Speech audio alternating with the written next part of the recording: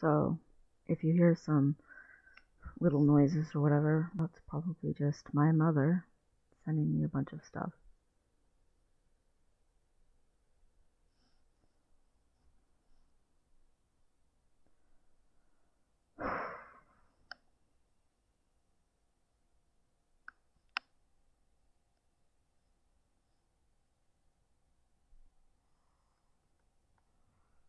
I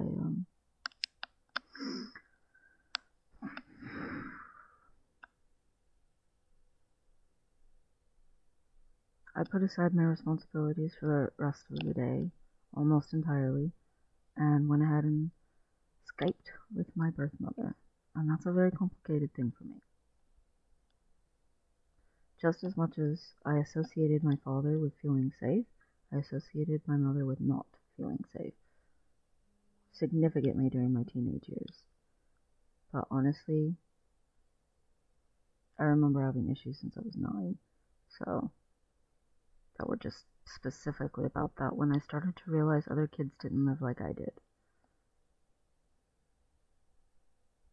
I realized how good other kids' moms were treating them, in that their moms never yelled or anything like that. Their moms weren't constantly hitting them or spanking them. Their moms weren't constantly telling them how all men are sinners and we're all destined for hell unless we do good enough. They flat out were not living in the same way.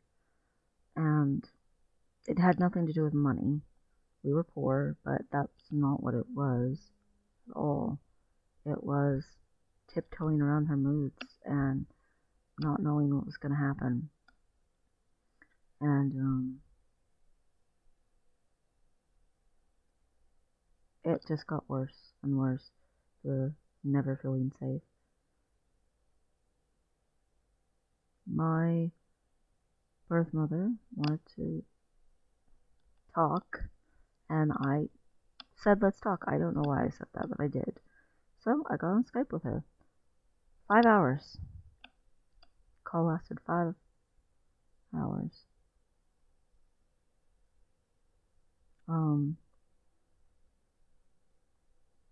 Well, actually, let me go look.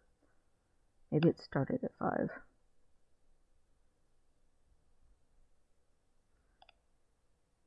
Yeah, almost 5 hours. Started at 4:24, and it ended at 8:46. So, a little over 4.5 hours.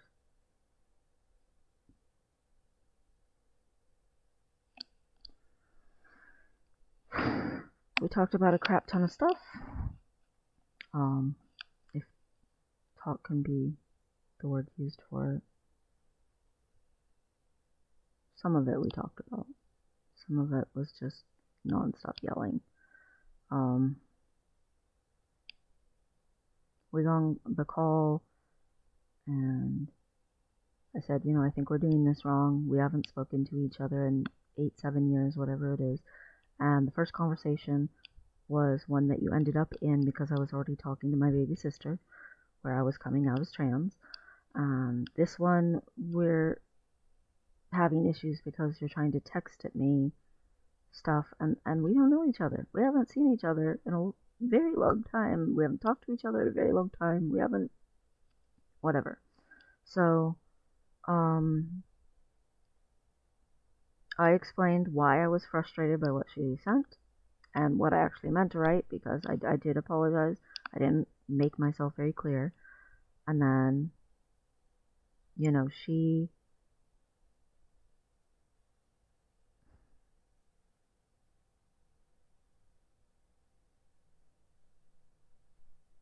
and I kind of had a discussion about how we view Christianity very differently, how we view God very differently, and how we define love very differently.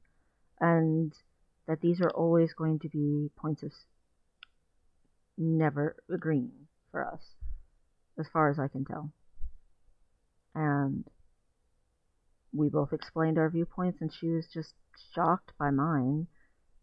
But I'm not shocked by hers. Hers are very obvious, and she's been very adamant about them for as long as I can remember. So it's like,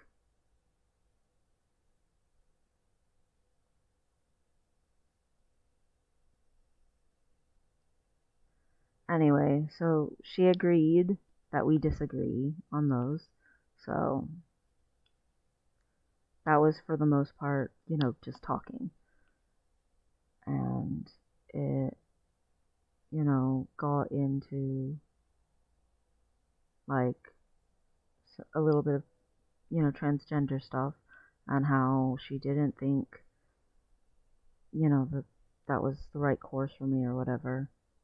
And that all stayed talking stuff. We talked about hormones. We talked about, she thought I misconstrued stuff and that I was lying because she went and looked stuff up and decided that I had tried to make things into how I wanted it to be or something. And I'm like, some of that stuff is just about other people and not me, and I'm an individual. And some of that stuff does apply to me because some of it is decently, universal, and I'm not exactly atypical or whatever to a large degree on some of that stuff. So it was frustrating because she kept accusing me of lying.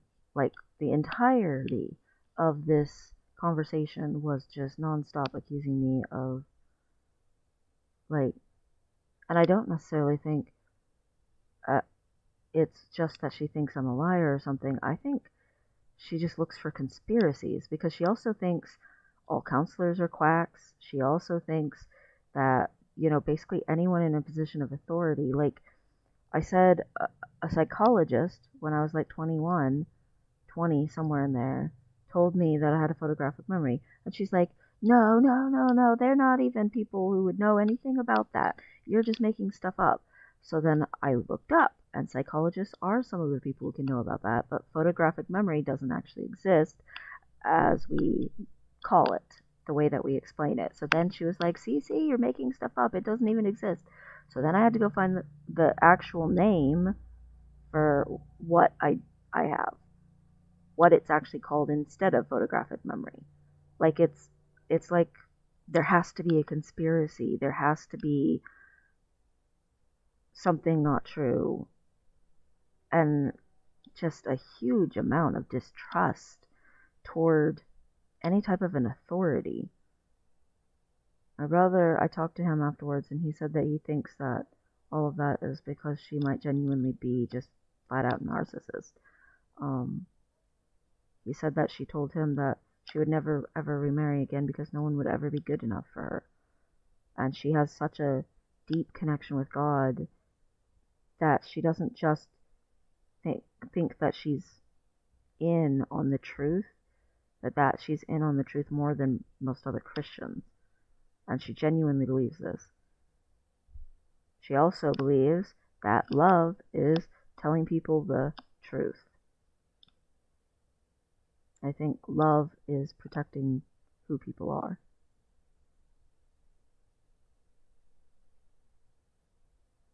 She thinks that you're protecting them by telling them your truth. There were a couple of times she said it was her truth, but the majority of the time she just is like, no, it's God's truth. It's God's truth. But some of the things that she thinks are God's truth, on the one hand, there's thousands of denominations of Christianity. So, on the one hand, there's that. But on the other hand, even people who would be, quote unquote, in a similar religious mind frame as her or whatever, there's a bunch of people who don't agree with her on some of the stuff that she believes either. Like, I don't know. Where she was, like, yelling and screaming, and my baby sister asked to listen in on the conversation, which I had no problem with, and my mother had no problem with. But at some points, my mother was so enraged and red-faced and screaming and slamming down on the desk, slapping things on the desk, that she couldn't even notice that my baby sister was behind just bawling her eyes out.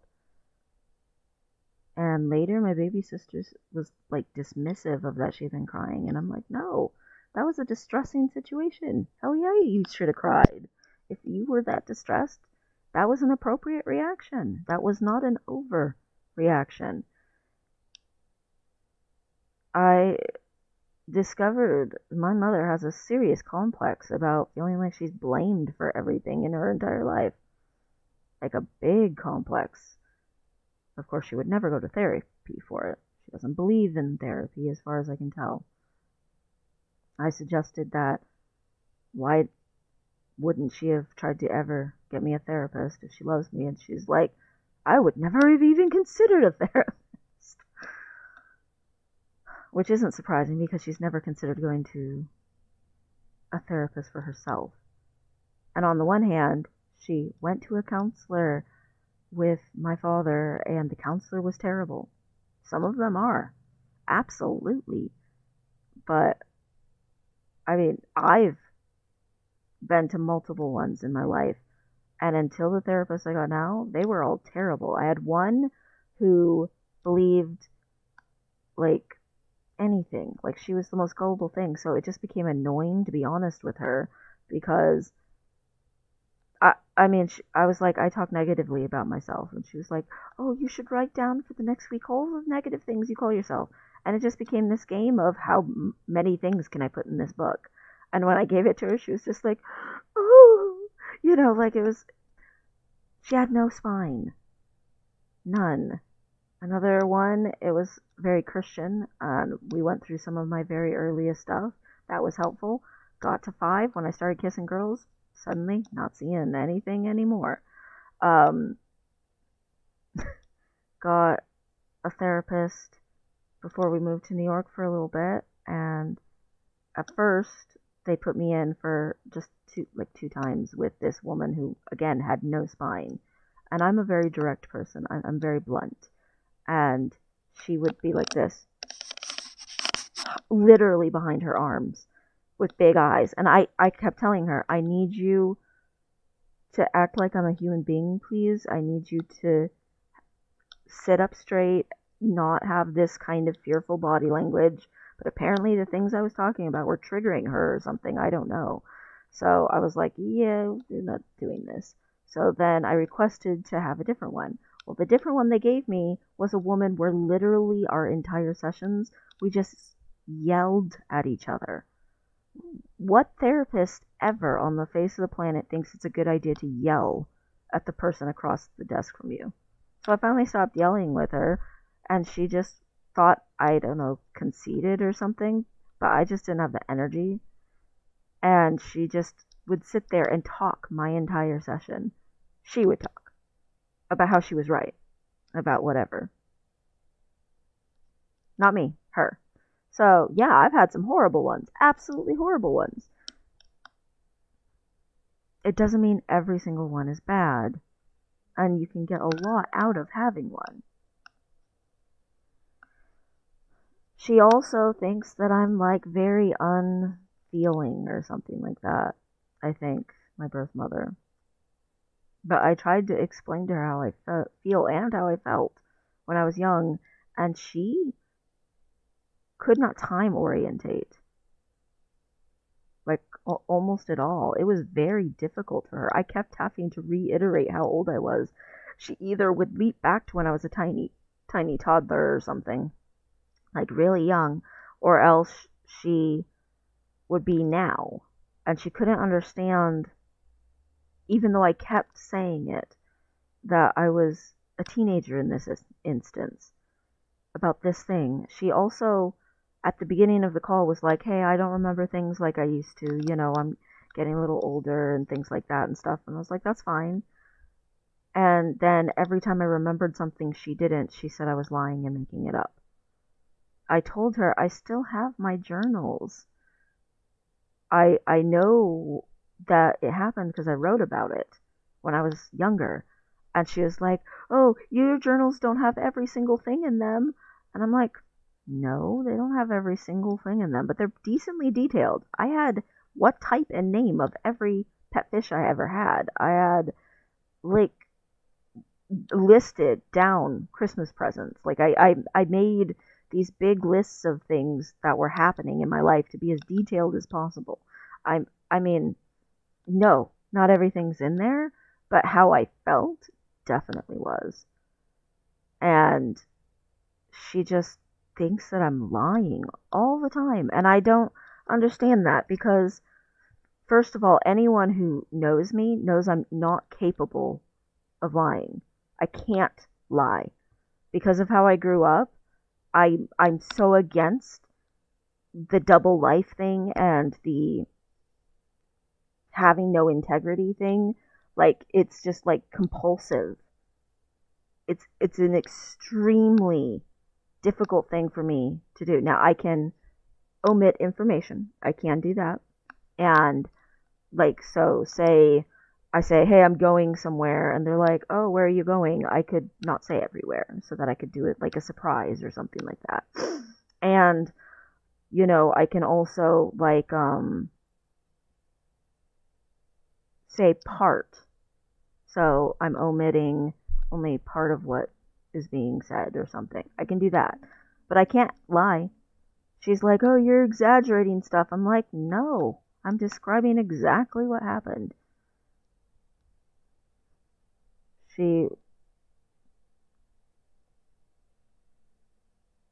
If I say, oh, this thing happened when I was a kid, and she recognizes it, she'll be like, oh, yeah, you know, I know that, and stuff. But if I say something in the exact same tone of voice, in the exact same way, at the exact same age time, but she doesn't recognize it, you're lying! It's frustrating. She also, flat out, still, to this day, does not think she ever abused us. Ever. The only person who ever abused us was my father. In her mind. She doesn't think hitting is abuse because if you're not making a fist to the face, no matter how much you're hitting the face, that's not abusive. And if you're not, you know, I don't even know what. She's like, oh, you just had spankings and spankings. I was like, some of your spankings were very violent. And she's just like, you just want to think the worst of me. You have no compassion for my pain. Even though I'm the person who's always said, your childhood was shit, because her childhood was shit. I'm the person who's always said that. But I'm the one who has no compassion on her. She's like, you hate me. I was like, I haven't hated you since I was 21. I think you were young, and I said stupid, but she asked me to say ignorant. So young and ignorant and sick. That's what I think. No, that's not what you think. I live inside my own head. If someone knows what I think, it would be the person who lives inside their own head. I told her I don't trust her. I've never had any trust for her since my teens. And she's just like, how can that be true? How can that be possible? You know, I didn't do all bad things. And I was like, of course you didn't. But it was way too much. Bad things. I used examples from her freaking husband. She defended that. Oh, God told me to stay, to learn to forgive. Said, why did I have to stay? What could I have done? Ask someone else to take care of you? Hell yeah. Absolutely. 100%, yes. Oh, I was going through so much, though. I was in trauma. But you're the adult. Oh, but I was an adult mentally. And I'm like, I agree. But I was still a kid, and how was I supposed to know that? I can remember being a kid, and I can look back on the memory as an adult. I don't expect the kid to have an adult's ability to process things. Like, that's not realistic at all. Not even a little bit. The big thing that I tried to explain to her with all of that was that at one point she read my journals. The ones that I gave her are in my hope chest right over there. She read them because I was letting another person read them, who I could go every Friday to her house for several hours and not be in danger. So you know, freaking read my journals, and she never tried to get me help. And I'm like, how? If you've read in gross detail about suicide attempts from your kid. And she's like, I don't remember reading that. And I was like, but you handed me the journal and said you read it. And she's like, oh, I probably only read a few pages. I didn't have time to read the whole thing. And I'm just like, she's like, I was sad you were depressed. And I was like,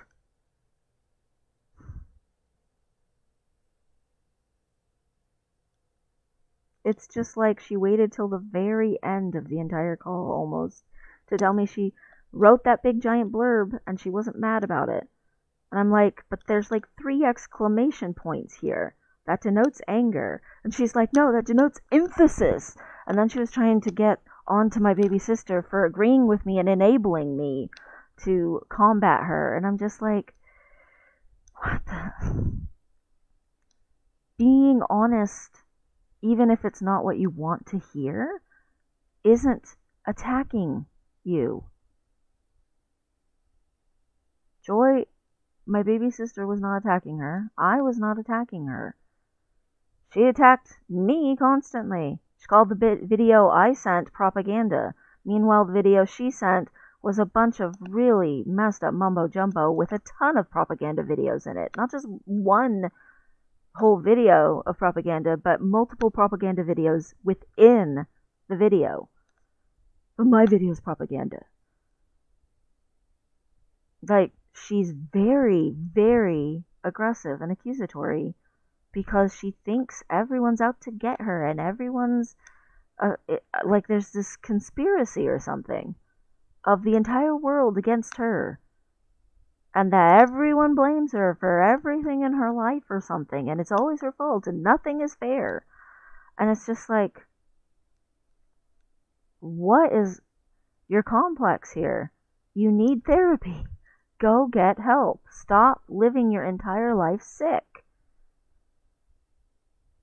If my brother's right, and she truly is narcissistic, she never will. That's not going to happen. So I talked to him afterwards, and I was like, you have kind of a relationship with her. Should I even bother with this? Why am I talking to her? There were a couple of moments where I was like, well, maybe she's trying to change. Maybe she's trying to understand. She apologized for the first time in my entire life. Ever. For that I couldn't trust her when I was a teenager. She's always said, oh, I'm so sorry, you know, about what he did. She's never ever apologized and taken responsibility for anything she ever did. It was always something else. It was always not her fault. I'm always being too unfair. I'm always, you know, whatever it is. She still doesn't think she ever did anything wrong. She doesn't think she kidnapped her kids. She thinks she was a battered woman getting out of a bad situation and rescuing her children. She genuinely has like part of her identity wrapped up in being a good mom. She told me it stabs daggers into her every time I call my stepmom, mom. And she doesn't deserve that because she never put in any hours raising me. And I did yell when she said that, because that made me angry. I was like hell she didn't. My mom spent years trying to clean up the mess that I was. Years and years and years. Money, time, energy. Put so much effort into trying to help me. I screamed and raged at that woman. My mother said, well, you scream and rage at me. And I said, yeah, but she doesn't yell back. She says, you're acting like a child, so let's go do something that we would do for a child. And she would go bake something with me or make something with me or whatever it was, and we'd watch a movie or we'd go to the park or she'd take me to, you know, the water or whatever it was. She would get me out of the bad situation for a little bit, even if it was my own head. She was exceedingly patient. I told her I flat out wanted her to die to her face. She still was exceedingly patient.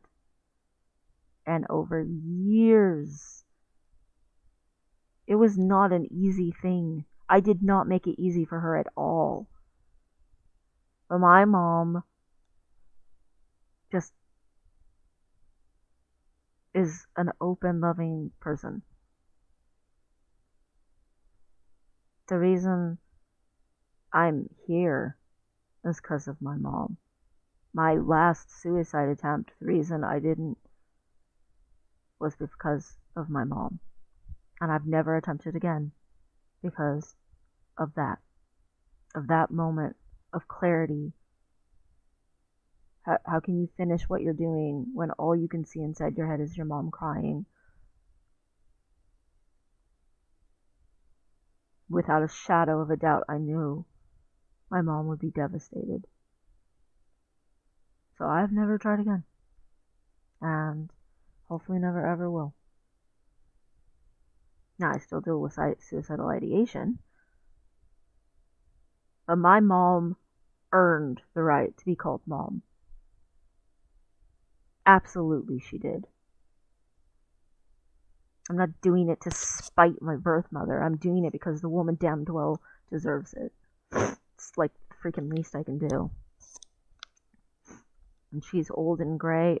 My sister closest in age with me wants to fight me for who gets to take care of her because she deserves to be well taken care of. She's a good mom. It's funny because my mom always says how she feels like she was never, did as much as she wished she could for her kids, and she probably deserves the worst mom of the year award every year and stuff. And I'm like, no, you're awesome. You're a good mom. You try so hard. And she's like, yeah, but I could do better. I could try harder. I'm like, really? Because I think you tried pretty freaking hard. Meanwhile, my birth mother yells and yells at me. I was a good mom. While I'm trying to explain to her that not everything was good. There were some things that were. And I did try to bring them up a couple of times, but she talked over me. Because she was very emotionally high-strung. She was very, very, there was a lot of emotional vomit coming out of her. I think she's just got a lot of, harbored feelings or something. But she won't go get help. So she's just going to continue to have those feelings. My brother said that he talks to my mom and has a relationship with my mom for the same reason he does with my mother, to a certain degree. He wants his kids to have grandmas and to have that, kind of connection. And he said that my birth mother is really good with the boys and that she doesn't get all like she was with us, preachy and demanding and stuff with them. So that's something. That's good. But he also said that with my birth mother, it's also for him because he feels like a good person by, interacting with her. He feels like, that builds him up. That he would treat her the same as he would treat anyone. And he doesn't even, when he's around her, think about when we were kids or all of the things that she said that it hurt. He's like, yeah, it hurt at the time. It really hurt at the time. But now I just am like, whatever. And yeah, she says stuff that it's uncomfortable. And yeah, she says stuff that's racist and not great sometimes. She gets really grossly backwardsly political or religious, and that's not comfortable. But he says, if I say this is not a comfortable conversation, he says she respects that and changes the subject. And he said, he just went on recently a trip with her and my baby sister, and he said, I was with her for 2 weeks, and the majority of the time It was just family being family, hanging out, going swimming together, doing, ittle piddle stuff, not really having problems. And he said, I don't know if you and her can do that. And I doubt she will ever come round about you being transgender fully. He's like, but maybe you planted some sort of seed in her, and years from now, she'll start to think things through in a different way. He said, but if you feel like it's hard for you to talk to her and stuff like that, and you're not getting something out of it, you probably shouldn't, because she's not going to change. And you need to accept the way she is in order to be around her. You need to accept that you know what kind of person she is, and don't hope for something else. He's like, if you're hoping for something else, then that's a problem. And he said that because I said at the end of the call, she asked to call me a nickname that she called me when I was a child. That was like a nostalgic thing. It was very endearing or whatever. And I did. I told her that was a good move. That was a good reach out. You did good there.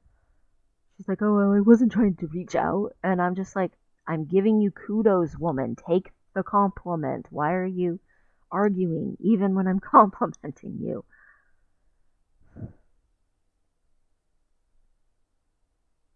I get a sense of nostalgia. And when I was younger, I tiptoed around her moods, and I constantly was trying to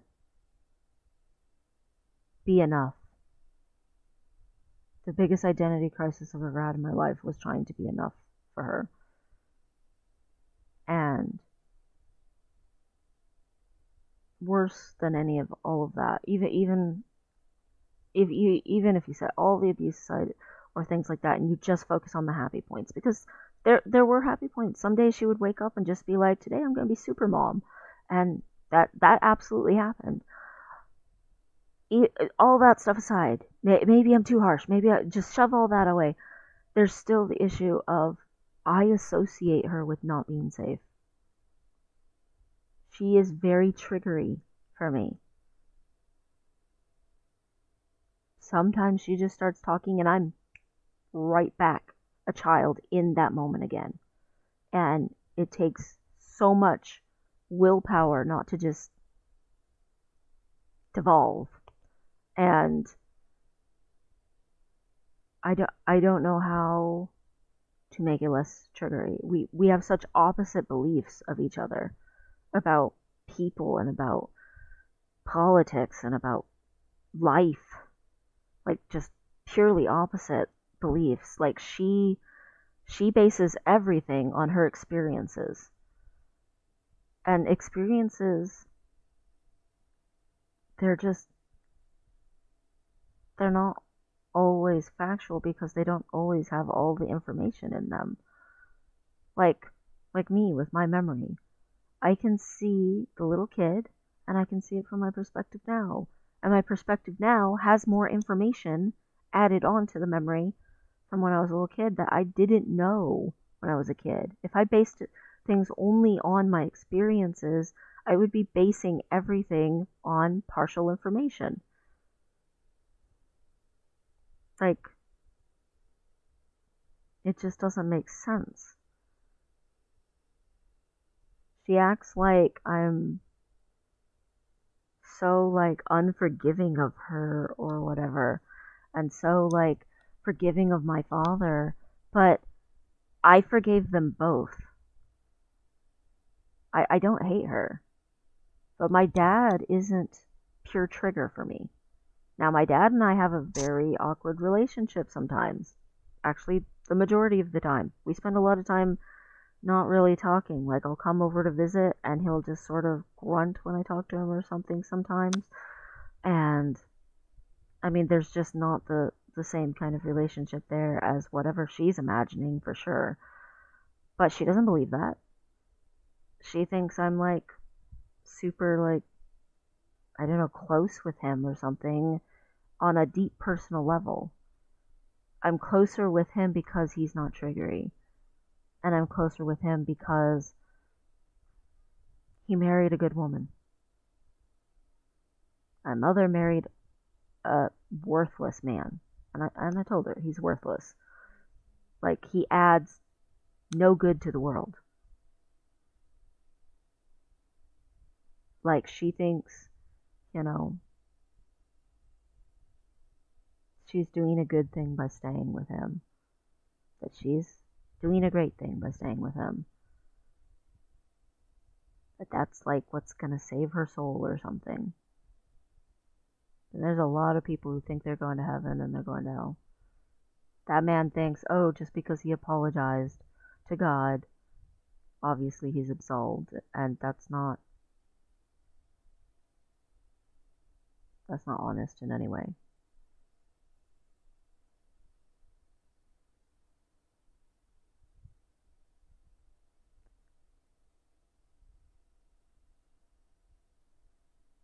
It's not really about him, though. We could never talk about him again for as long as we live, and that'll be fine. My mother has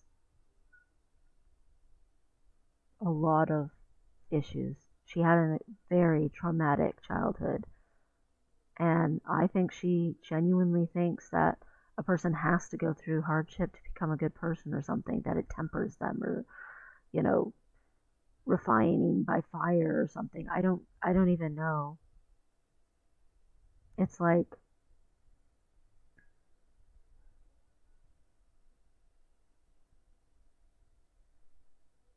I think people who go through pain and struggle, sometimes they just don't want other people to suffer like they did. And sometimes they just harden up. My mother goes back and forth to this day, well, to yesterday, all the way up through her life, being very hypocritical, because she'll say one thing and then she'll say the next thing that counters her own point that she just said previously. And she has emotional outbursts, and she gets so defensive. Oh my gosh, so defensive. Everything's her fault. Oh, the world's so unfair. Like, super. Like, she went on and on and on about being blamed for crap. And I'm like, saying I don't trust you is not the same as saying I blame you. Like, over and over and over again. I kept having to say that because she couldn't hear it. Like, I don't think it's that she was intentionally being obstinate. I think she genuinely couldn't hear it. She was so emotionally, like, blowing up, like a child throwing a tantrum. Like, just can't hear the parent saying, it's gonna be okay. It's fine. In reality, you're not hurt. Like, in reality, she needs help. But she's never going to go get help. Because she has no respect for authorities. None. She is the authority in her own mind, as far as I can tell. She definitely seems to think, like, every therapist must be a quack. I'm pretty sure she thinks my therapist is a quack. She keeps saying, oh, well, what are doctors saying? She doesn't want to know what my therapist says about, my being transgender. She wants to know what real doctors are saying and stuff, because therapists are quacks. But she also thinks doctors are quacks. She said it multiple times in that conversation, because I kept saying, I have iatrophobia, I'm scared of doctors. She's like, oh no, everyone is, because again, she's basing it on her experiences. She's like, maybe there's a couple people who aren't and they like it. And I was like, what, like a fetish? And then she didn't want to talk about that.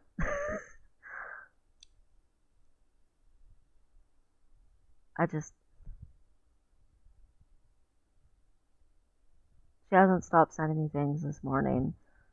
All defensive. All like she woke up being like she was attacked, even though no one's attacking her. But she's always setting up her freaking castle walls. And the only time that she'll let them down is to lash out, to shoot out a cannonball. Except every once in a great while, she'll put down the portcullis a little and temporarily she'll come hang out and do something nostalgic. And that's how she was before I stopped talking to her, which I didn't initiate. She'll say that's not true, but I did not initiate. But it was still one of the better things she ever did for me. I was so freaking messed up from constantly being triggered.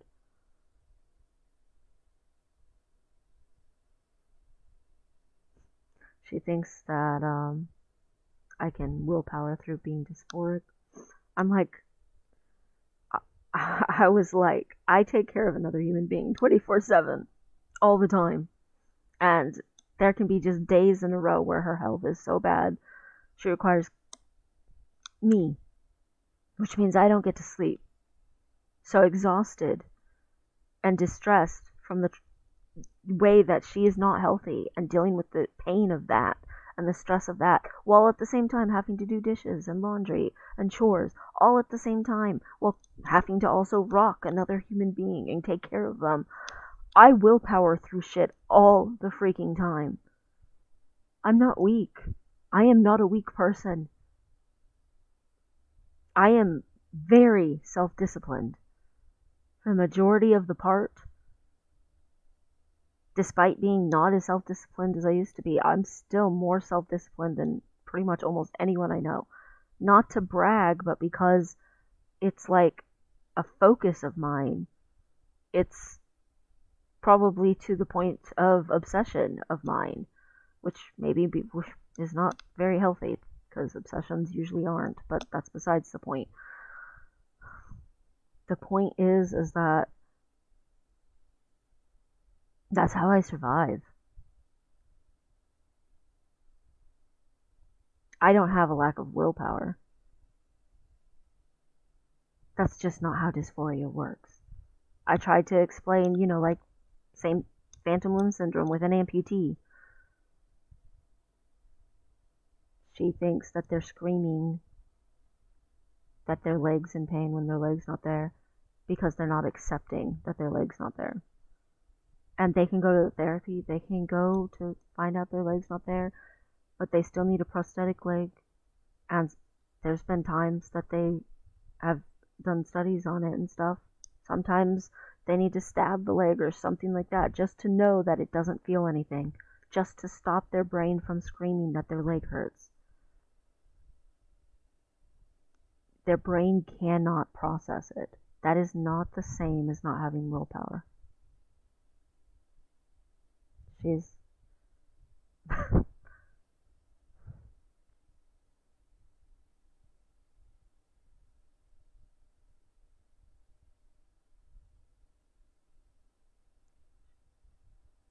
she's so frustrating. So why?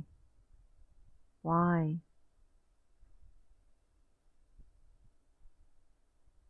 Why? I think my brother's right that I probably am hoping for some sort of change, and he's like, you're not going to change her, and I'm like, I don't think I ever could ever change her. I didn't change her. Not when I was young, not when I was an adult. Nothing. But I think maybe my baby sister changed her, and all of us moving away from her once we became adults changed her. At least a tiny, tiny fraction. But the thing is she's still not that great of a person. Like, she's not the kind of person I would hang out with. If I am treating her like I would treat every other person, I wouldn't talk to another person who behaved this way again. It's not approval. I don't give a crap if she approves. I don't care about proving shit to her. I mean, the woman literally suggested that my drawings from when I was younger that are full of like monsters and blood and shit like that, that I probably drew them as an adult and then redated them to when I was a teenager. I was like, really? Really? That's your conspiracy theory this time? Like half the stuff that comes out of her mouth are just like searching for a conspiracy theory. Like, no wonder she believes in the gay agenda. I'm surprised she's not part of the Flat Earth Society. Or, I mean, goodness, just pure conspiracy. Like, holy crikey, it's crazy.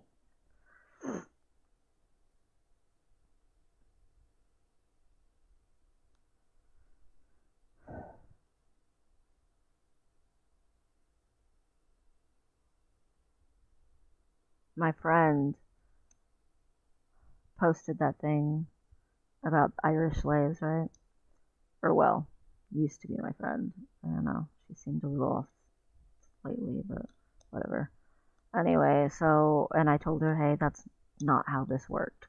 So then a bunch of people were like, oh, but there's a book about it, and oh, where are you getting this information from? And I'm like, I literally said, you can Wikipedia it, and they're like trying to explain, like, freaking explain to me, and I'm like, okay, you know what? I'm irritated now. So I went and linked. I said, all you have to do is Google Irish slave trade myth, or even just Irish slave myth. A bunch of articles will just pop up instantly just from Googling. All you have to do is look it up.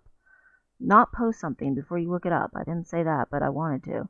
I said, I am Irish.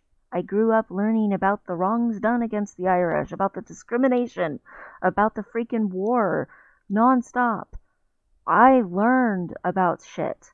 You're not going to out-explain this to me. These are my ancestors. This is my family. These are the people who I come from that this happened to. You're not going to be more indignant about it than I am. You're not going to out-explain it to me. I'm the Irishman here. And I posted a link to the wiki. I posted a link to the Routers article, to the USA Today article. I was like, there's a billion more. Just Google it. Stop arguing like you know more than me when you're not even Googling it. You know who she did believe was the person who was like, oh, this image, I said, it's a stock photo. There weren't even photographs during the time period when this happened. And they're like, this is a stock photo from, in Belgium when they were put in cages. It's actually from a coal mine. And she's like, oh, thanks for the great information. And I'm like, really? I feel like this is, like, so stupid. You don't explain, like, to an Italian their own family recipe for pasta. You don't do it. Why are you trying to explain to an Irish person the most pivotal thing for the Irish, which is the constant fight? The never-ending fight. Yeah, there's awful things that have been done, and yeah, absolutely, it was horrifyingly discriminatory to the point of killing people. Absolutely. But an Irish person, even against their will, who is dragged across the ocean to be an indentured servant, they got to walk away after around a decade, and they could go have a home, vote, make a business, maybe get the worst job ever, but they could try to start a business. Maybe they would still get discriminated against, and maybe they'd still get called dogs, but they could go be considered human. Trying to use my ancestry to act like what happened to Africans was, like, not as bad as it was, because look what happened to us too. That's not okay. Yeah, it's bad. Absolutely, 100% what happened to the Irish, it's bad. But it's not the same thing. from a freaking Irishman.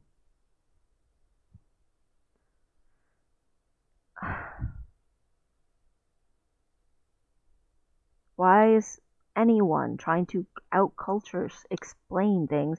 It's like trying to explain to a Jewish person, oh, the Holocaust wasn't really everyone in the Holocaust dying.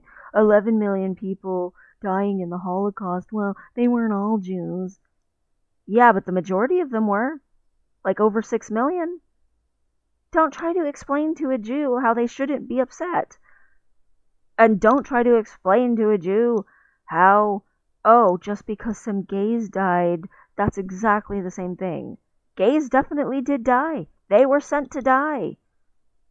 Absolutely. The discrimination was there. But it's a gray area. It's not black and white.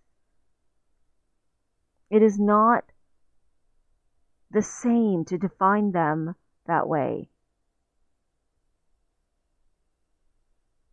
The Jews were not treated or considered like they were humans. So don't try to tell them that everything else was the same. Just because my people have gone through a lot of shit. I mean, we were traded as slaves by the Vikings. It's gone back a very long time. Doesn't mean that you know all about it. I mean, no wonder mental health issues run in my freaking family. Look what we come from.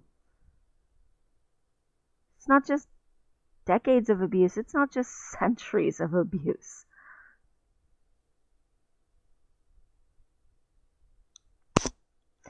That doesn't mean it's the same thing. I am not going to take away from someone else. Hell no.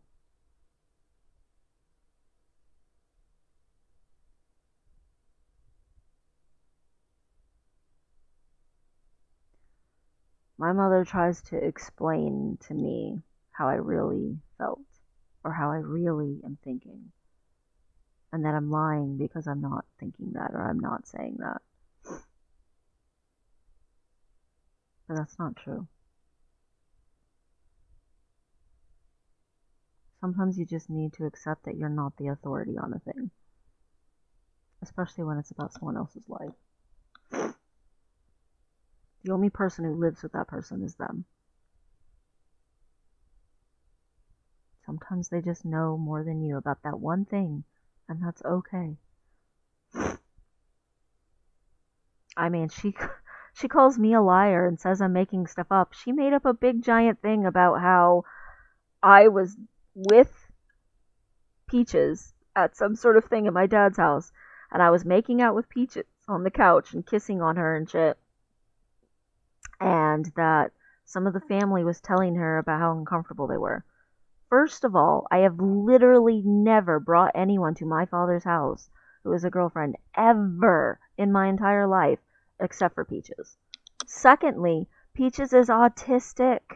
She can't stand things touching her face. This is a kiss with my spouse. It's finger kisses. So how would I have been making out with her? That's not even something she's capable of doing. Like, the real kicker, I did not meet my spouse until 2 months after the last time I ever saw my mother. Until my baby sister's wedding that we just went to. What was it, last year? Oh. Feels like it's forever ago. But anyway, the point is, I did not see my birth mother after that Disney World trip. Like, at all. For years and years and years. I met my spouse 2 months after that trip. First time she's ever met my spouse or my girlfriend was at my baby sister's wedding. It's like, so how did you see me making out with her on a couch? And if it wasn't her, how did you see me making out with anyone when I've never, ever brought anyone except my spouse to my father's house? because my spouse is an asexual. Every other girlfriend I ever had was not. I'm like, did she have a really vivid dream and decide it happened? Like, it's pretty much impossible for it to have happened. But I'm the liar. I'm the one who makes shit up. It's definitely me. Definitely.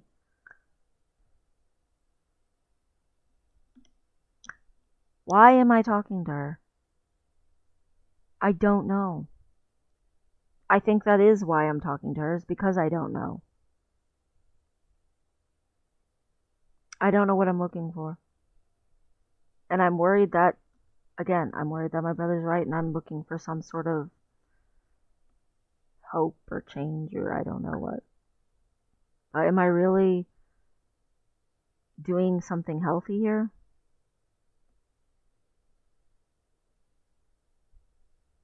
Tomorrow I have a therapy appointment. I will talk to my therapist about it.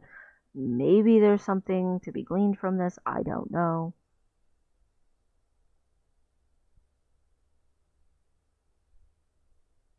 My mother has convinced herself that things were a certain way. Like, I think she's just like in denial or something. I mean, Peach's parents are like pros at denial, but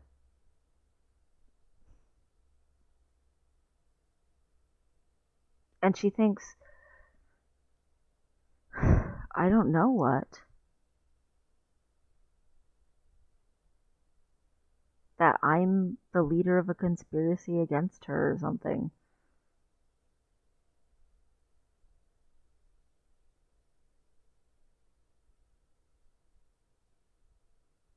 She says things and then later says, "Oh, I didn't say that." She does things and then later says, "Oh, I didn't do that." And I think she genuinely believes that. I think she just blocks it out or something. Just literally just checks it out of her brain or something because it's too hard for her to be aware of. Because she's already aware of so much other crap. Because she won't go get help. Because that's the thing that she's needed to do her entire life. Is get some freaking help. Because she's sick. She refuses to admit it, but she's sick.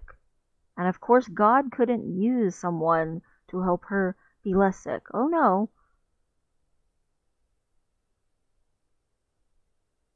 Therapists, counselors, they're quacks.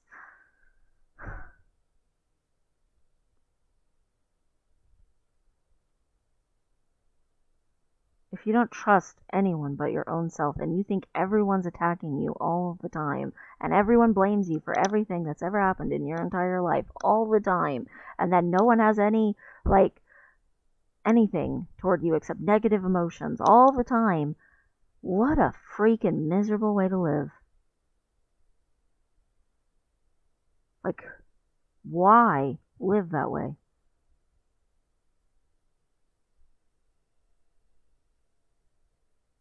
I've been recording for an hour. She's still sending me messages. She just doesn't stop. On the one hand, she tends to ramble, so there is that. Like, it's pretty much impossible. It's always been my entire life impossible to have, like, a quick conversation with my mother. My mother is very rambly, so that's just part of, how she talks.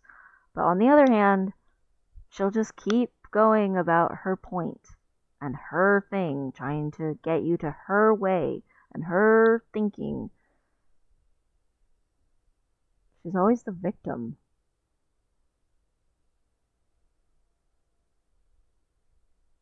Why can't she just ever accept, okay, things happened, whatever, so we can just, like, move on? Okay, you say you're not attacking me. Alright, then I'll stop acting like you're attacking me until you actually do.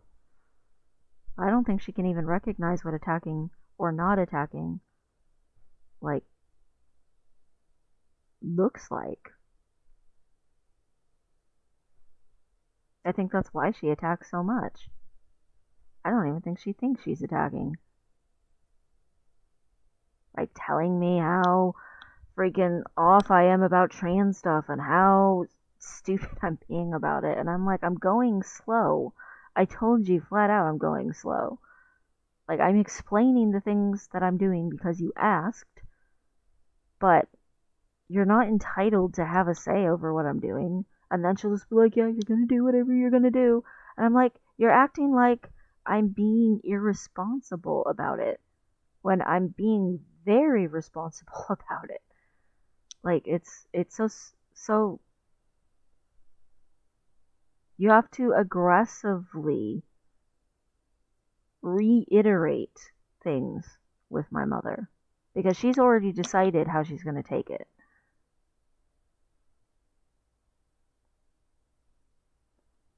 She's already decided that somehow it's an attack on her in some way. And somehow you need her because she's the one who's right. Somehow.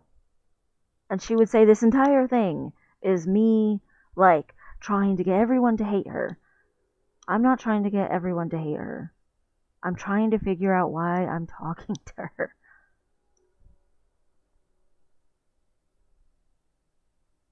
I don't know. Why are kids so desperate to have relationships with their parents? Even bad, situations and stuff like that don't deter it.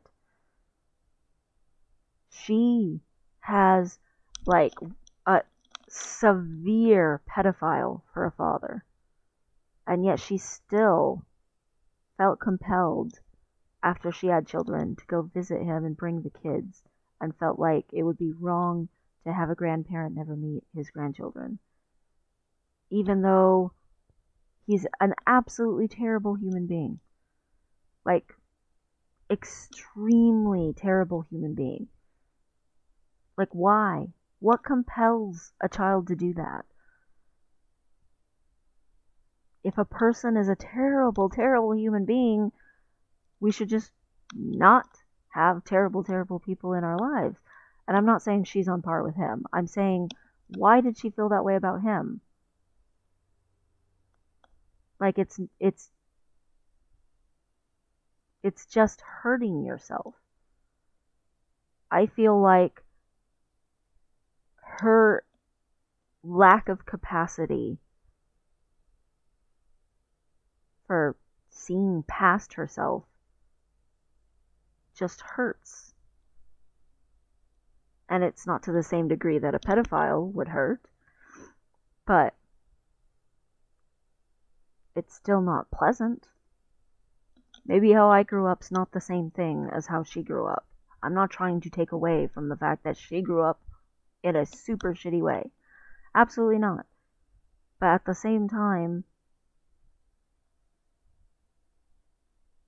it's still bad.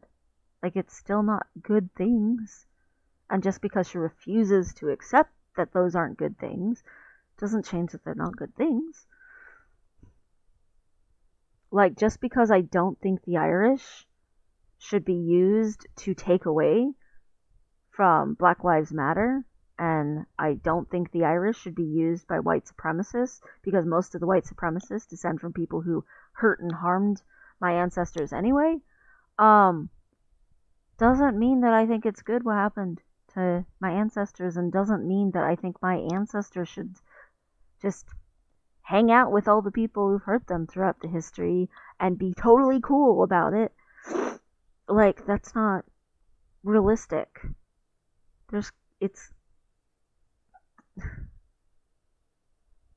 hard to choose peace sometimes. Sometimes the easiest way to peace is just to be your own. That's why most of Ireland is not part of the United Kingdom. Because it's so much harder to choose peace when the very people that you have such a negative history with are now who you have to spend time around. It's easier to just separate yourself and to try to get peace that way.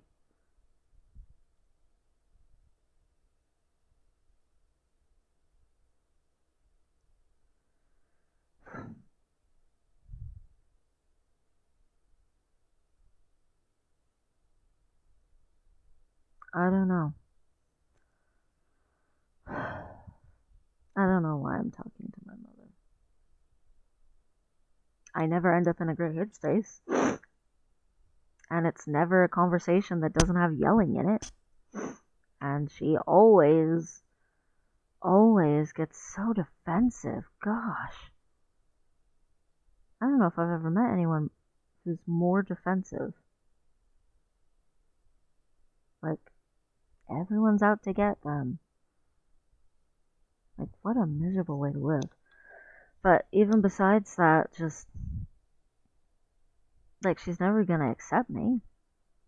So, and I don't have any, like, misconceptions about that. I don't know if I think that if I get through all the yelling part and the her accusing me of shit part and the whatever part that maybe after a while we'll be able to talk about something pleasant or at least non-emotionally charged. She used to breed fish, sell them to the pet stores. We had fish aquariums everywhere. Let's talk about that. She used to go all out for Christmas. She genuinely tried to make Christmas a really special thing. Let's talk about that. She used to, have little individual dates with her kids every once in a while where we would, like, go get ice cream or something. Let's talk about that. Maybe if she gurgitates enough emotion, we'll eventually get to that, but that's not fair to me. Like, I'm not setting a healthy precedent. I'm not a child. I'm an adult. Would she treat any other adult this way? Does she go around to adults just constantly telling them that they're lying? And does she go around to adults, like just people that she knows, telling them all this crap? All her conspiracies that she's really into? Like, she would hate it, but the whole conspiracy theory thing, like, she and my father would fit really well together with. It's like,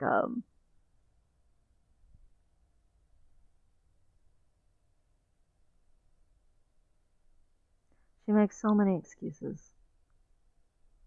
for why things weren't better and stuff. And some of them, I agree. She was isolated. I agree she was ignorant. I agree she was a child in an adult's body. Absolutely, I agree with that.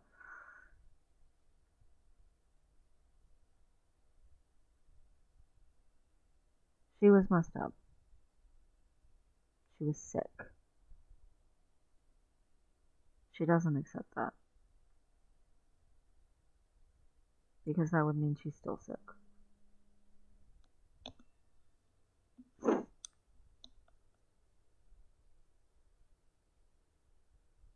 But she did apologize that I had reason to not trust her. She didn't say, oh, that I'm sorry you felt like you couldn't trust me. Oh, I'm sorry, that you thought that this is what happened. I'm sorry that you misunderstood things or whatever it is. I'm sorry that I have to take the blame for everything. She said, I'm sorry that I gave you reason to not trust me. That's huge. Like, it's a very huge thing. I never thought I would ever hear that out of her mouth in my entire life. Ever.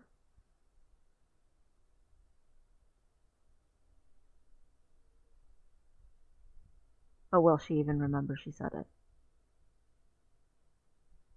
Because I haven't read these messages, but there's a lot of them, and they keep coming in. And are any of them about that? Is a single one, or is every single message defensive? Here, let's read them. Let's read them together. Let's see what she said. Holy freaking A, there's a lot on this. She's linked me this video last night. I didn't watch the video because it was a very long day. I didn't get done with things that I need to get done with, but whatever. This morning, she's been messaging me for 2 hours. First message, 9:01. It is almost 11. Whew. I was thinking about some of the things you said last night, and I want to clarify them, and also emphasize that I'm not saying any of this in anger, because I thought she was mad from the first thing, so she's probably going to avoid exclamation points too, so at least there's that.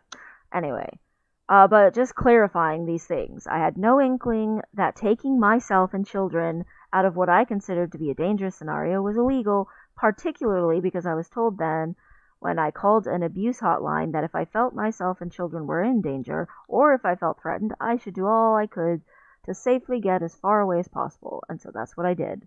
Okay, so, sure, but you think everything is attacking you all the time. So, and the other thing is no one ever asked, is your mother hitting you? They only asked, is your dad hitting you? They both, I mean, honestly, in all honesty, we should have been put with a different family member or else in foster care. In actuality. Neither of my parents were the greatest when I was young. That's just the truth. But I don't hate them for that. They were both, again, young and ignorant. Anyway, I also filed a restraining order, blah, blah, blah, blah, blah, blah. This is a whole bunch of stuff. This is pretty personal. I'm not going to read this part. But basically, it's an example of, like, why she was afraid about my father. And why she doesn't trust counselors. Because he took her to a counselor, and it went badly. Anyway, I'm not going to read that part. That's very personal from her life, so we'll just leave it at that. Anyway, there are a lot of things that happened to me that shaped my choices at that time, but even though you wanted me to feel so sorry for your dad, or perhaps you did after what my aunt and I discussed before what happened when my mother just took us. Just completely took us. Like, flat out. And she said when she got there, my dad was just, like, catatonic. Like, it was like someone had died. Like, the room was like death. And he was like that for days. Like, he could have called and asked the police to go find his kids if he had had the, knowledge to do that. But he didn't, because he was devastated, and also I genuinely doubt he even knew he could have done that. When a person takes children without telling the other parent that the kids are safe and where the kids are going to be, that's kidnapping. Kids should not be just picked up and disappeared with. Now, there are domestic abuse situations. I grew up in it. Yay! Okay? And domestic abuse sucks. Okay? It does. But no one in this entire situation is talking about the kids. It's just her versus my dad. The kids just know they're disappearing. They don't know what's going on. They don't know why their family's not together. They don't understand what's happening. They're being ripped out of a home that they knew into some other place that's temporary. And now they have to go live with their pedophile step-uncle. It's not okay. That's why it's considered kidnapping. In a domestic abuse situation, you don't get to disappear with the kids until the authorities have fully decided and investigated and said, yeah, this is a domestic abuse situation. She got a restraining order against him. Whatever. She still just disappeared with children. It's okay for her to disappear, but she has to let him know that the kids are safe. And that the kids are going to be part of his life. Unless he doesn't choose that, but he did very much choose that. Like, she also does not accept at all that she was just as abusive. I don't think one was worse than the other in that regard. I think they were both just pitiful. Anyway. I was treated terribly in his family and blamed for, well, she did write more on this other one actually. She said she left him a note, which she said before, which I've never heard anything about the note. I would have to ask my aunt about that. Like to know, you know. And then she said, and then after we got to the apartment, which, goodness, I hated that apartment. She tried to convince us that it was fun, and I tried to go along with it because I could see my brothers were, you know, like, gonna need that. But I pretty much just walked around with my Walkman, like, by myself. I was very upset. But I wasn't allowed to be upset. It was not okay to be not okay. So, yeah. But anyway, we got to the apartment and everything was set up. And then I called him, let him know you guys were all right. But you should have done that from the beginning. While he was at work, you should have called his work and done that. Anyways, blah, blah, blah. So, I was treated terribly in his family and blamed for any problem. Okay, here we go with the blame. The giant blame. Everything is always... I don't know what her issue with blame is, but it's a big one. Like, she definitely has some sort of issue with it. For every problem we ever had, they were in complete denial about his issues, even though he had some of those same issues in his previous marriage. All was always smoothed over and covered up because of his blah, blah. Okay.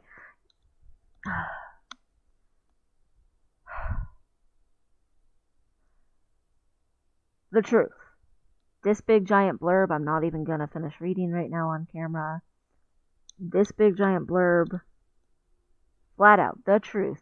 She was very isolated. She didn't have any family members who were like, I got your back, supportive kind of family members at all. His family members were very supportive, got your back kind of family members. Also, his family is a matriarchy with my grandmother at the head.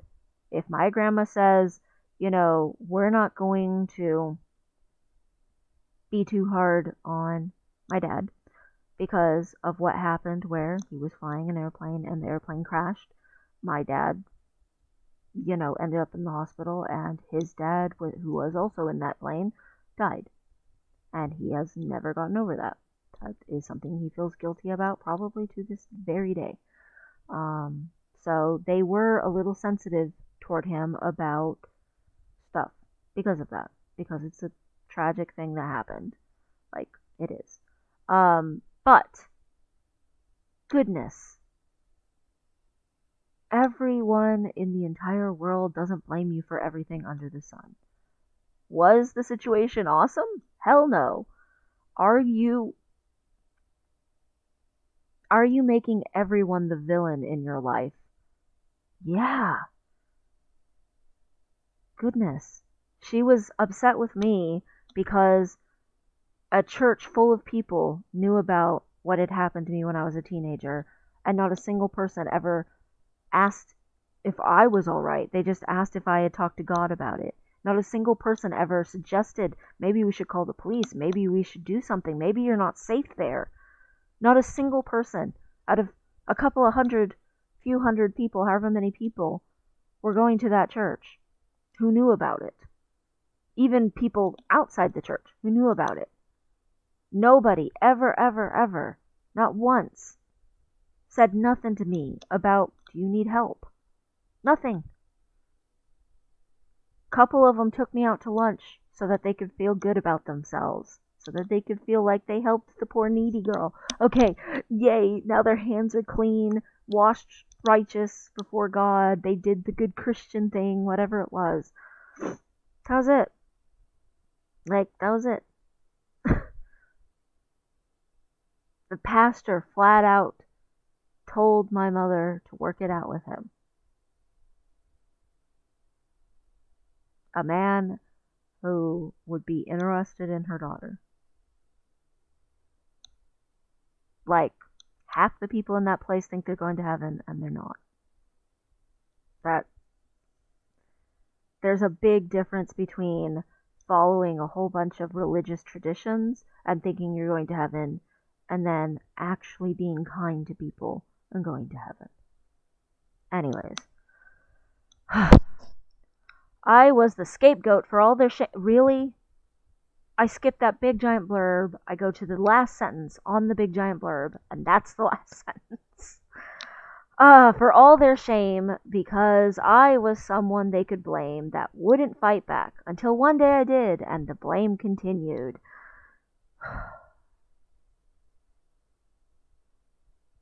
Even in your voice and your eyes, you recounted how horrible it is for me to kidnap his kids. Do you understand? That's not attacking. That's saying this was an inappropriate action. There are much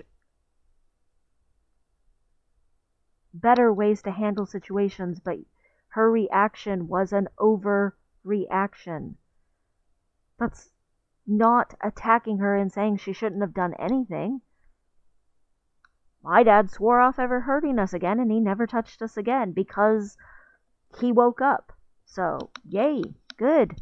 Waking him up, that's a good thing. I have no idea what would ever wake her up.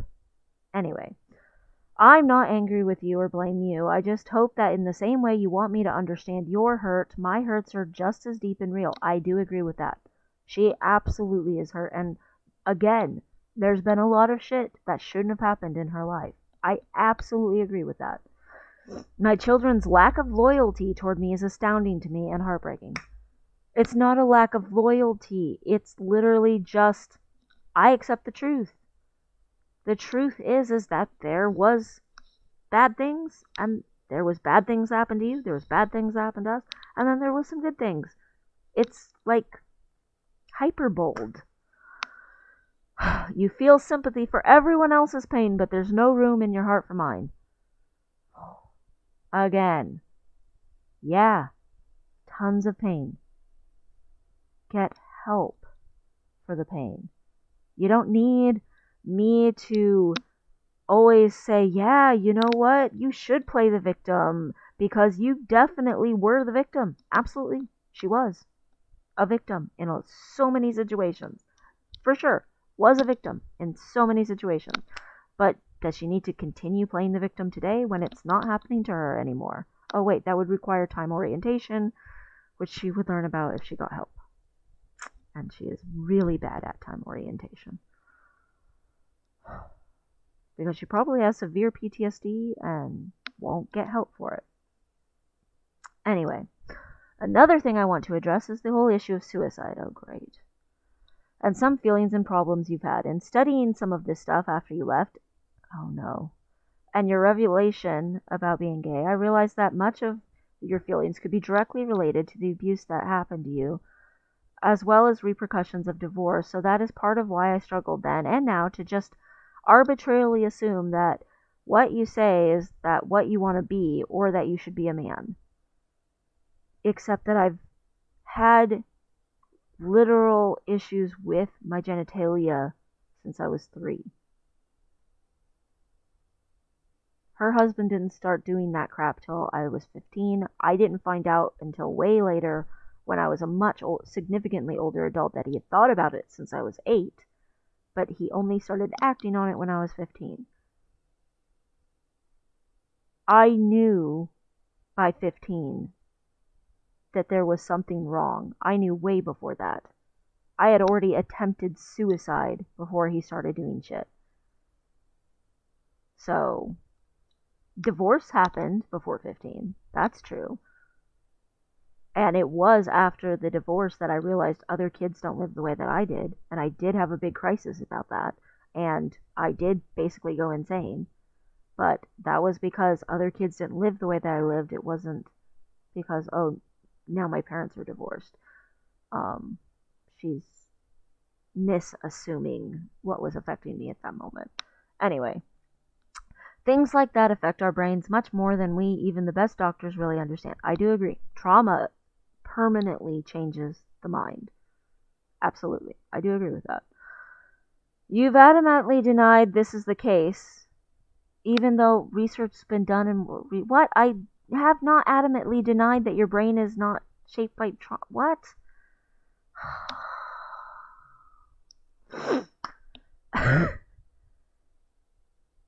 Anyways, that indicates that would be the most likely scenario for what you're struggling through, in her opinion. Perhaps you've investigated that into your satisfaction, but I've never heard you talk about it much. Always the focus was on your desire. I mean, how I feel should matter, but whatever. First, your gayness, and now this. Again, the gayness was, I didn't know this was even an option. Anyway, so I don't feel confident that you really have addressed your likelihoods fully, though you may have, and I'm just unaware of it. You are unaware of it. That's okay. At least you admit that you could be unaware of it. I can make you aware of it. That's fine. I am fairly certain that most any doctor of any type would first point to that as a likely cause before any other possibility, yet I've never heard you mention any doctor, therapist, etc., suggesting you... What? I literally told her that I need to do my therapy for my childhood trauma before transitioning. Because you have to do therapy for childhood trauma first to make sure that transitioning is truly the right thing. Again, it's like it just disappeared from her mind.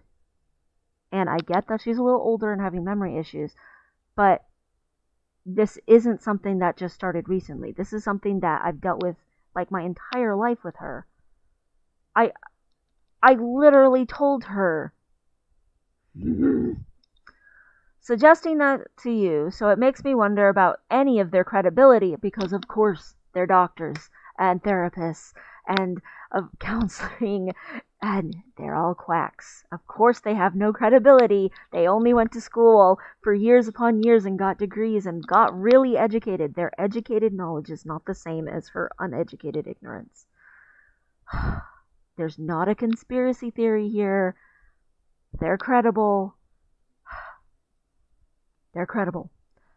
If they have not explored that first and foremost, they have. I'm literally doing it. I'm actually finishing up the childhood trauma therapy. Like, now. My knowing that you weren't struggling like that when you were a younger child, but then according to you, more in the years around puberty, suggests to me as well that you're not transgender. Is that what she's saying?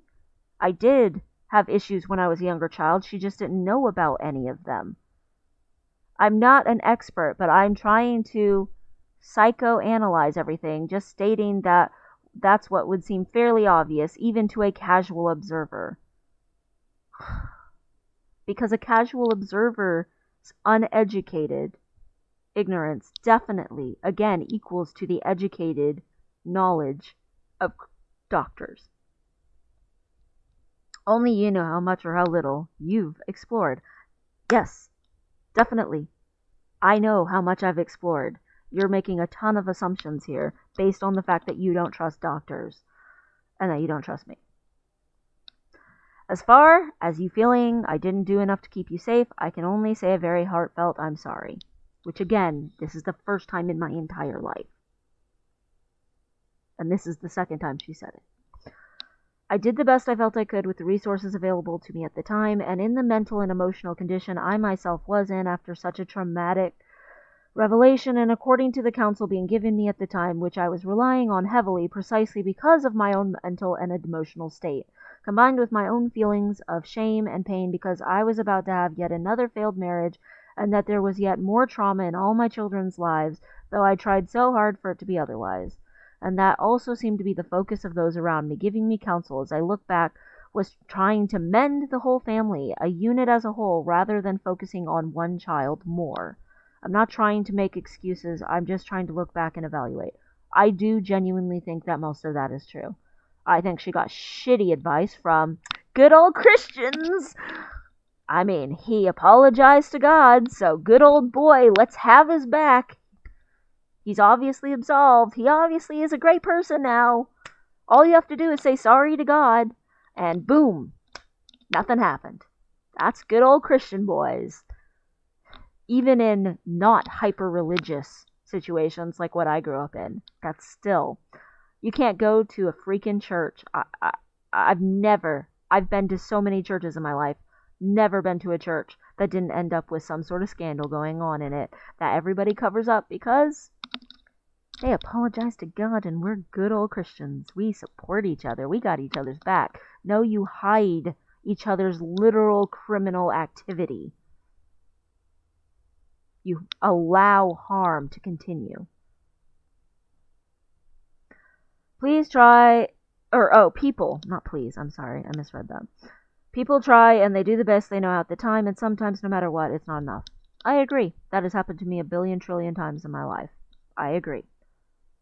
And I agree. You were in isolation with a bunch of shitheads, and they gave you really bad advice, and I know that that was a very traumatic thing because of what your father did to you, to find out that your own husband was doing that. So the big giant thing that has never, ever, ever made sense to me is if it happened to you and you knew how bad it was for you and what you wish someone would have done for you, why wouldn't you do what you wish someone would have done for you for me? Why would you keep a kid in that situation? Get them out of the situation, even if you're struggling, even if you don't know what to say. I get that. You don't know what to do with a lot of what's going on there. You're dealing with a lot of stuff yourself. So, let's get out of the situation. That's what you say you did with my dad. You say you got out of a really bad situation with my dad, and yet you're willing to stay in a really bad situation here.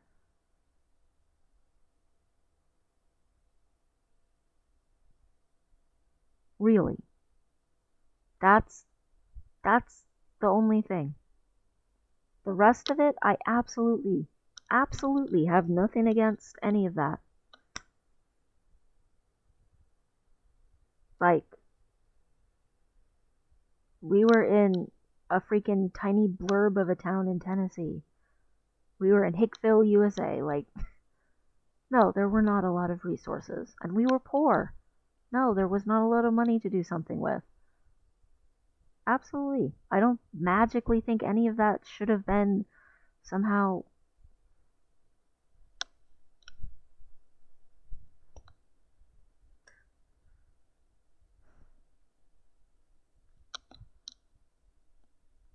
I don't get the whole everyone's against you thing. I don't get the whole you've got to be right thing. But I do get that it was hard. It was hard for everyone involved except for the loser who felt like it was hard because he had to go to counseling. He got off scot fucking free. That man deserved so much more than what he got.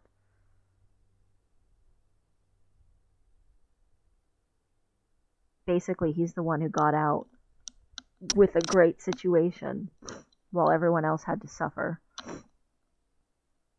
And that's because she let him get off with a great situation. She still does to this day. Like, she takes care of him. The only reason she's not taking care of him, like, today, right now, is because she's living with my sister. Because he's still in Belize. Otherwise, she would be taking care of him right now.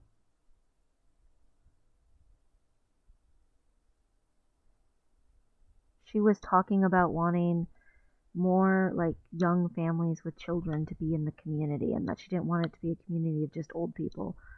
And all I could think was, you want to put a bunch of children in a community with a known pedophile.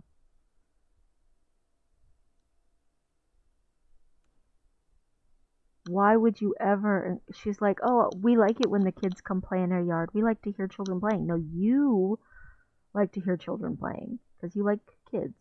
She does. She's always liked children. But, you know, he likes children in an entirely different way. No, you should not ever encourage a little girl to come playing around there. Ever. Protect the kids. Why are you letting him be around children? He has issues. He has problems with keeping his hands to himself and his thoughts from going into a very disgusting direction around children. And you're talking about it like it's a great thing.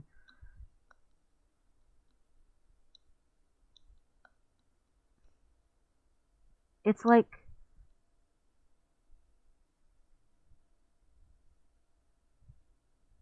there's no responsibility required.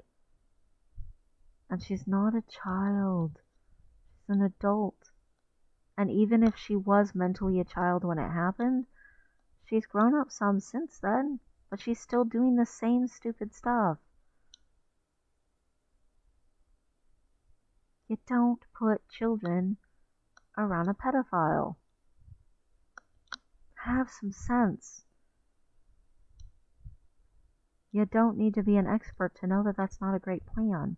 But even an expert, someone with educated knowledge, would say that's not a good plan. Like, logically.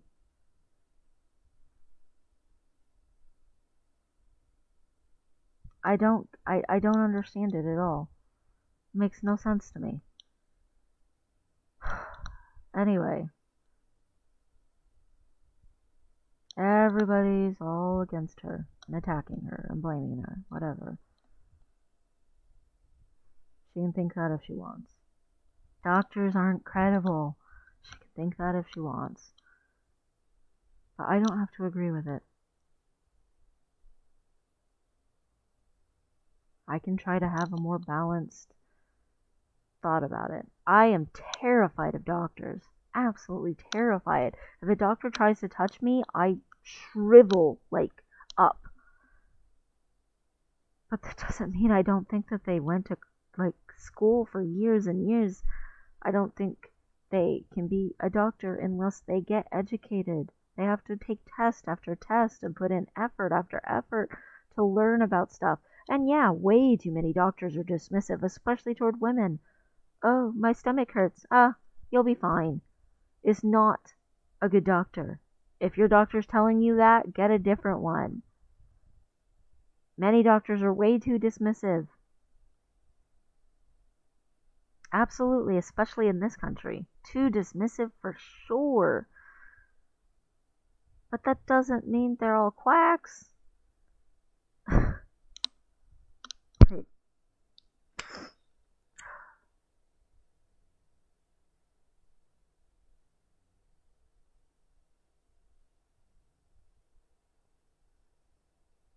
Anyway, I read you word for word her messages, except for the private part, and except for the big giant rant about how everyone I'm related to is against her. Just her. I don't think anyone I'm related to even thinks about her, even, like, at all. Like, I think she thinks that they, think about how much they hate her and shit, and I don't think they even remember she's a thing. Like, she's not, like, important to their day-to-day life, so why would they? But they're still important to her life, apparently, because she thinks about them. She thinks about everybody's against her. Like, what a way to live.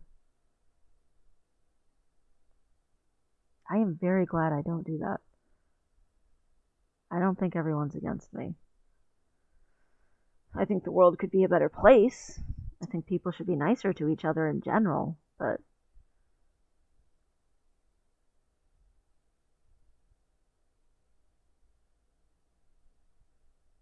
and the thing is, she always did that. I just didn't know what to call it. Like, when I was little, story after story of abuse and bad thing that happened to her, and oh, this person moved away and she was so helpful to this person, and someone come over for dinner and then they weren't even grateful for dinner. Like, always, like, this expecting more of people than them to just be people. Like, people are just human. She expects way too much of people. She expects way too much of people if she thinks that they've put enough thought in to decide that she needs to be the scapegoat for all of their problems. People just look at what's ever immediate in front of them. That's a very convoluted thing to get to. Maybe one or two people at some point for one situation decided she was a scapegoat for something, but that doesn't mean it was everything all the time. Like it's hyperboling.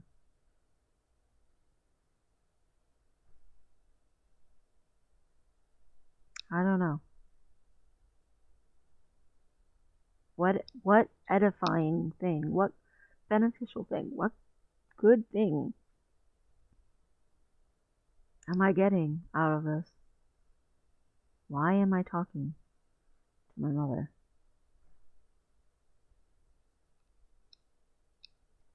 I don't know. She accused me of asking her to kill off her daughter for a son she didn't ask for. I was like, no, I'm asking you to recognize your child is still your child. It's just a child. She's like, but it's a different boy instead of a girl. And I'm like, I am so much more than just my gender. I am so much more. My goodness, she's acting like she needs to have a funeral, like I died or something. I am me. I haven't stopped being me. I'm just embracing the me I was the whole time that I was avoiding all the time. I never said I never had any issues when I was a young child and that I only had issues when I was in puberty. I said I finally started to recognize that what was the issue was wanting to be a boy in puberty. And then I ran from that like freaking hardcore because I thought I would go to hell. Because being gay was so bad. Because we didn't know about transgender anything.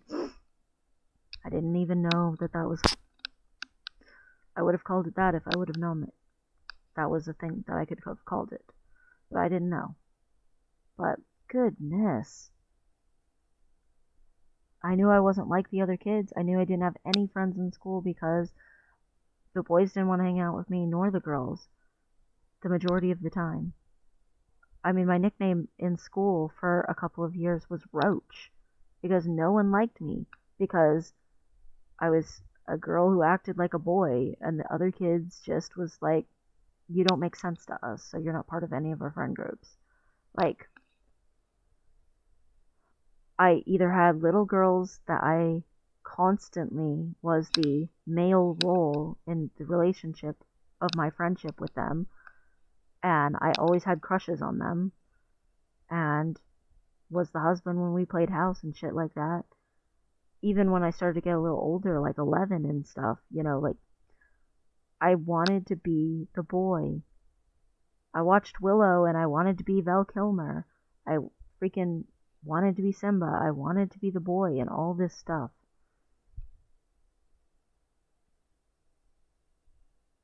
And maybe I didn't know how to express that when I was a little kid, but I knew what I was drawn to, what I was interested in, and she goes on and on about how I did play with dolls. Yeah, I did, but my dolls didn't do girly things. Like, I also, just as much, played with random little whatever toy was around, honestly. If there was a toy, I was like, ooh, how exciting, a toy! Like, we were poor. We didn't have a shit ton of toys, so any toy was a good toy. Like, but I played with them all the same way over and over again. Adventure. Discovery. Let's build a fort. Let's build a survival. Let's make a colony. Let's do a thing where we're creating, like little homes and things like that and stuff.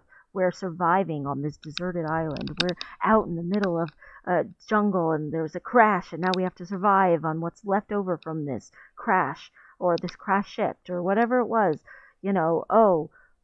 Dinosaurs are attacking, or this guy's getting with this girl and this guy's getting with this girl and this guy's getting with this girl, and I was the guy in each one of those situations. Here's the hero, here's the knight in shining armor, here's the pirate, here's the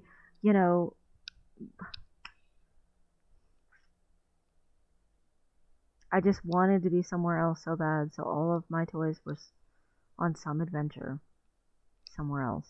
Every book, every video game, every movie. I was in that world. I was doing that with them. I was there. And there was some girl looking at me with big eyes and into me while I did it. In love with me. And I was her knight in shining armor. That's how I've played my whole life. When I was a kid. When I did play. A lot of stuff was very serious, and I just sort of reclused. But, yeah. But that doesn't change that I also want to be a man. And how I feel does matter. I don't want to be a man because I want to get male privilege. I want to be a man because I want to be myself. I want to not feel guilty for liking swim trunks. I want to feel not guilty for liking having a beard. I want to feel not guilty for asking people to call me a he. I want to feel not guilty at myself for not looking like what I should.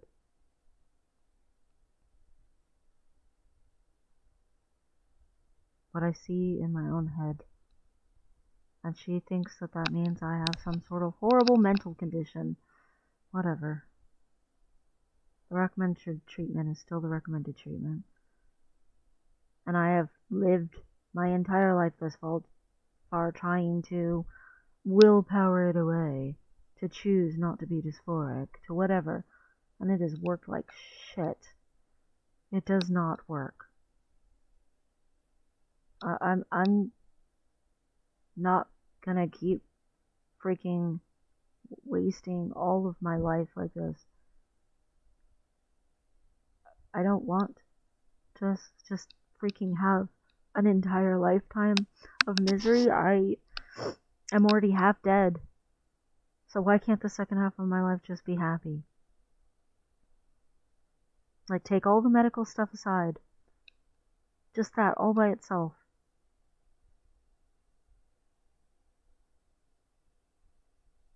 Just that. I have been fighting this and fighting this and fighting this for 3 decades.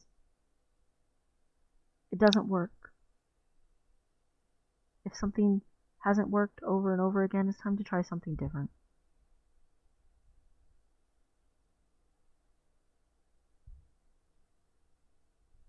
I'm gonna stop recording because this recording is almost 2 hours now.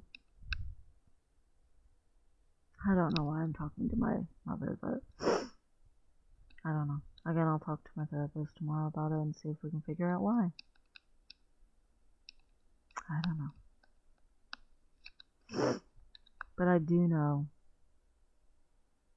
Oh my god. So it's like,